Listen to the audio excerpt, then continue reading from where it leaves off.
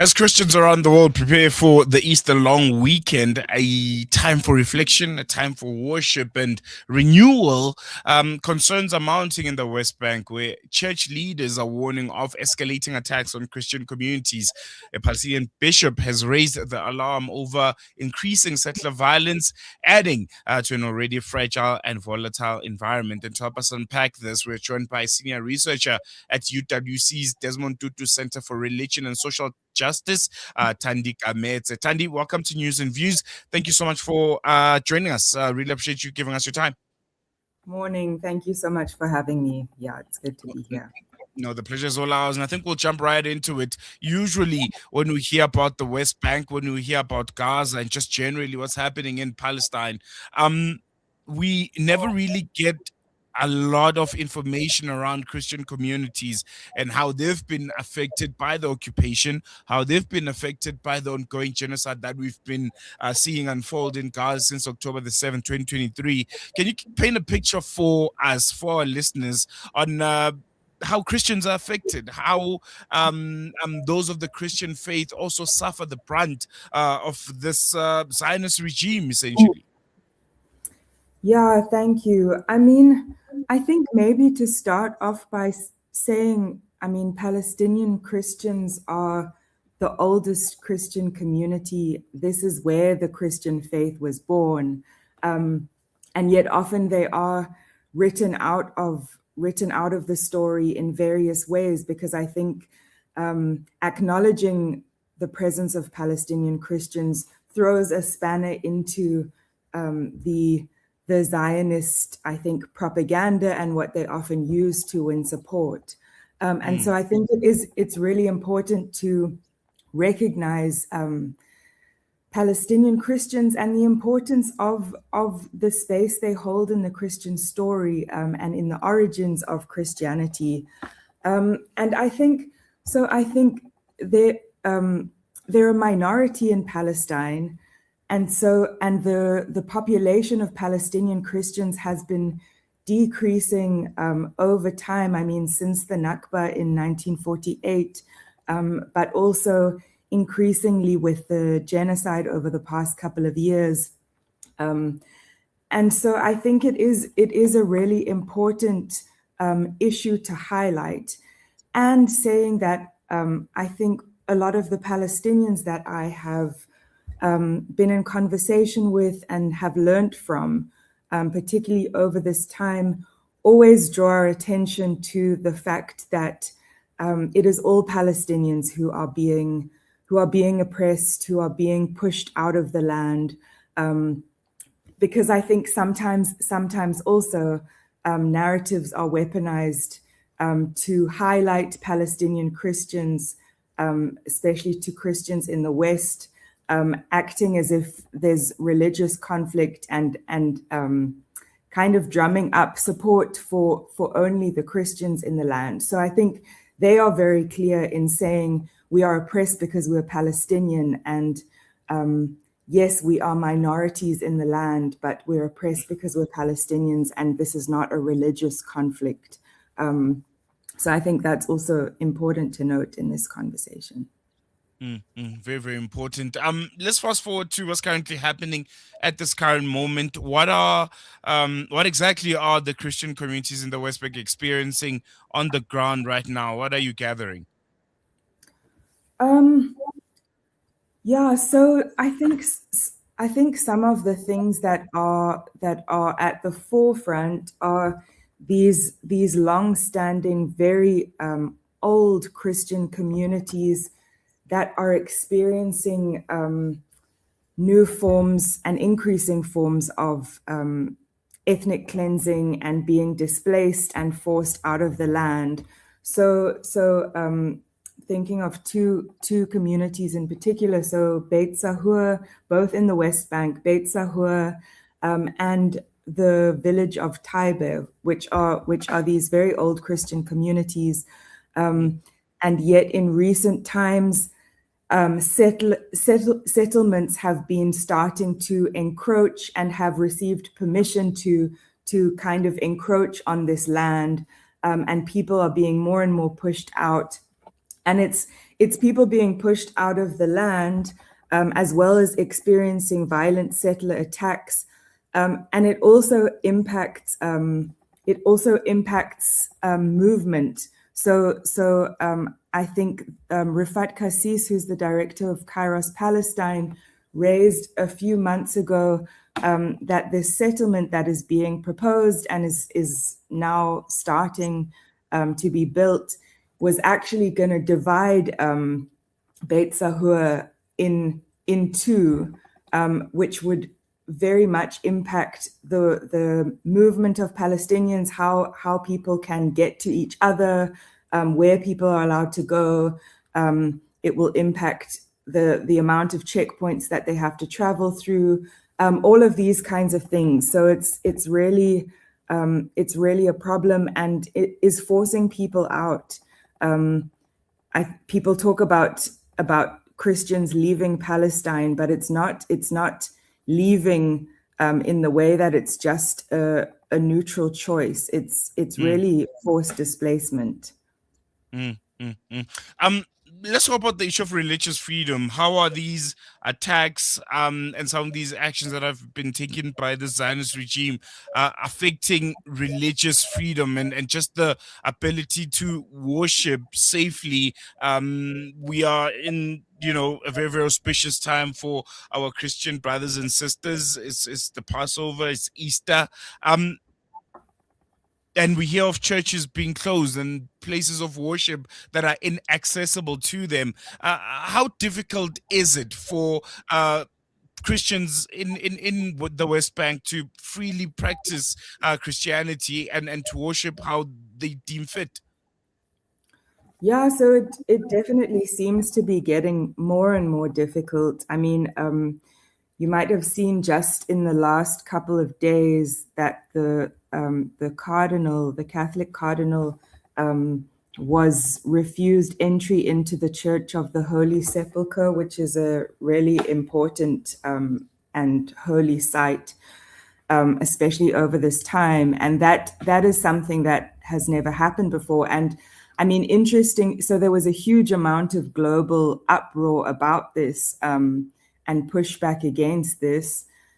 And then I think following that, he was then given permission to enter the sites. But I think that for many people was a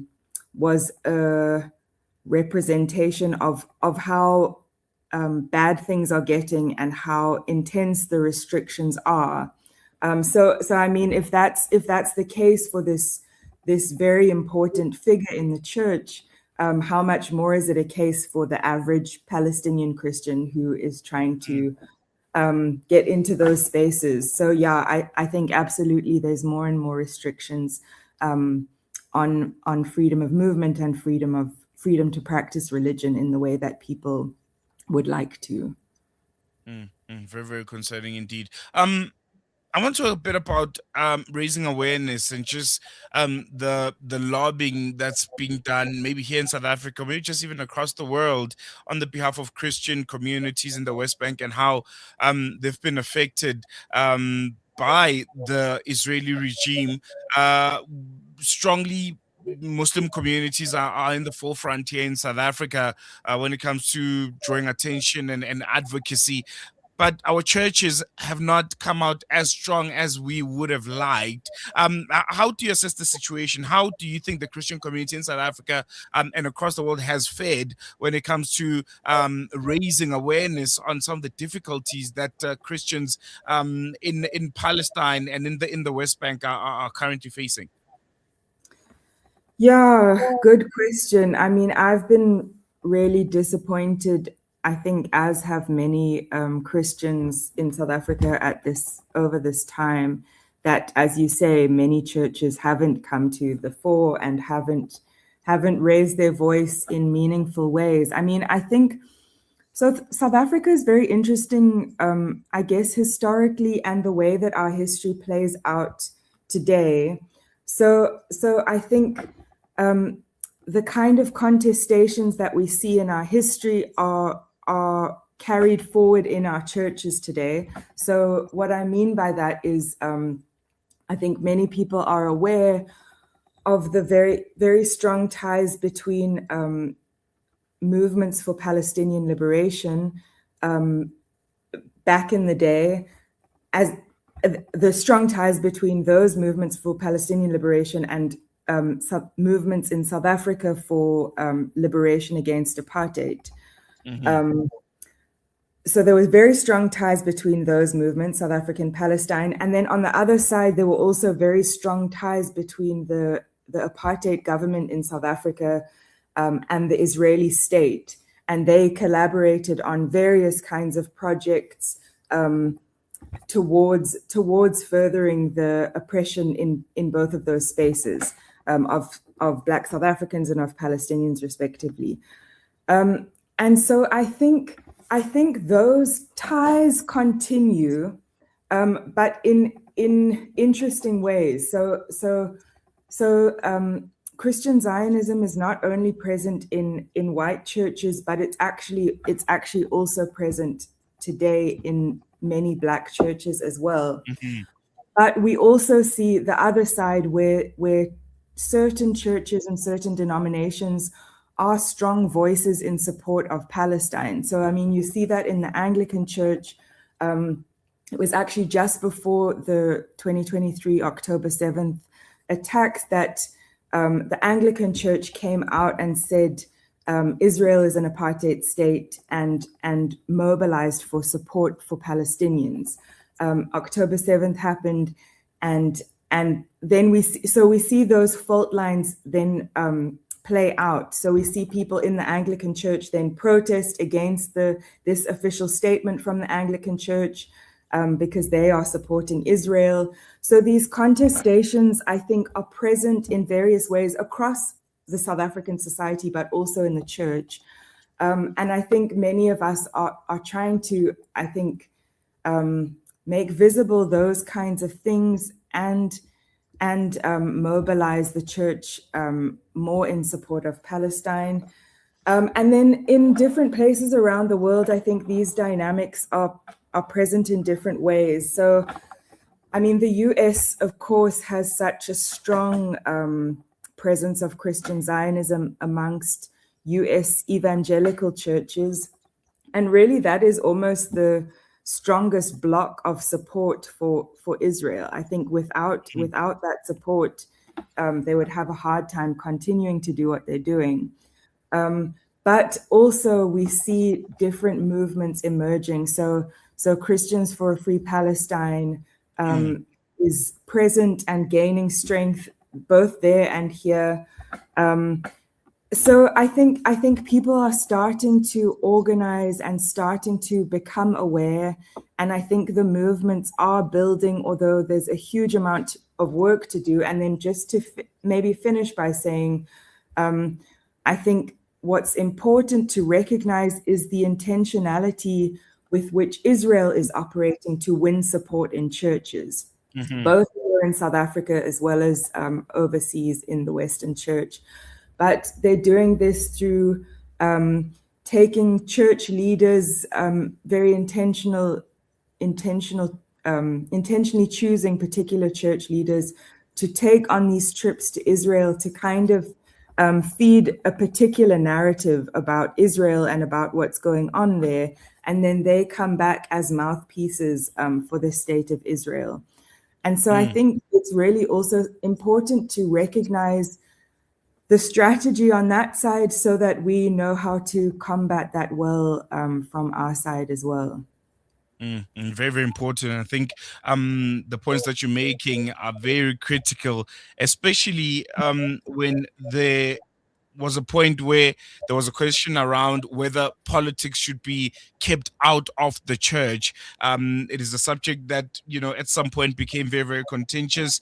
It was a significant debate, especially amongst conservative Christians. From your perspective, what do you make of it? Should politics be kept out of the church? Because historically, we saw the impact that the church has had when it comes to influencing the politics of the day and how the two are not divorced. What do you make of this comment that's usually thrown around? Yeah, great question. I mean, I think neutrality and apoliticality are always false. I think there's no such thing as neutrality. There's no such thing as being apolitical. And so when the church tries to say we must stay out of politics, we need to be apolitical and neutral. I think that's always a cover for, even if it's unintentional or subconscious, support for the status quo. I think Mm, it's really captured in Desmond Tutu's quote, and I'll probably misquote it slightly here, but essentially that when you don't, in a situation of oppression, if you don't choose sides, you're essentially on the side of the oppressor. mm, And so I think that that is the case with churches when they claim this stance of apoliticality or neutrality. And I think so. Just to say, there's this in 1985, in the height of the apartheid crisis, with increasing state repression against Black South Africans and anyone speaking out against apartheid, a group of church people wrote this document called the Kairos document. And mm, this critiqued the church for its complicity in sustaining apartheid.